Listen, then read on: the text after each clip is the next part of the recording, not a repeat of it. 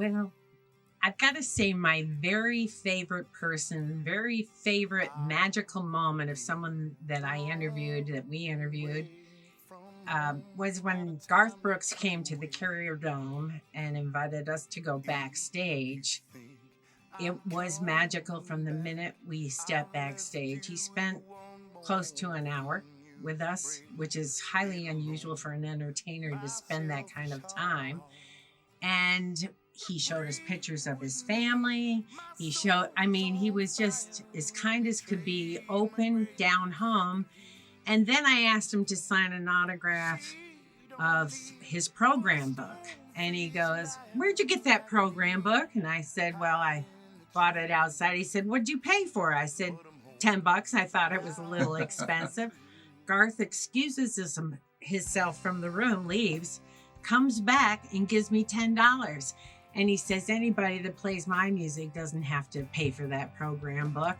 So I took that $10. I got a picture with Garth, and I went out and bought my first drink that night with it.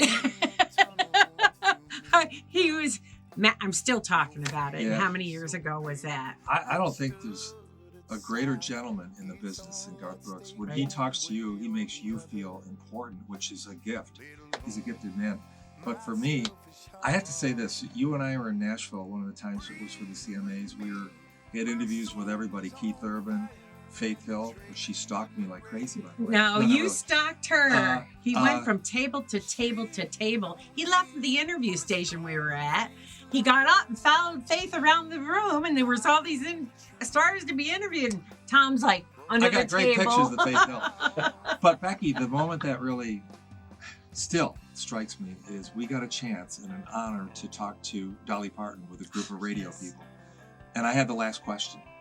And I asked her, I said, "Dolly, you've done theater, television, you write, you sing, you perform, you dress.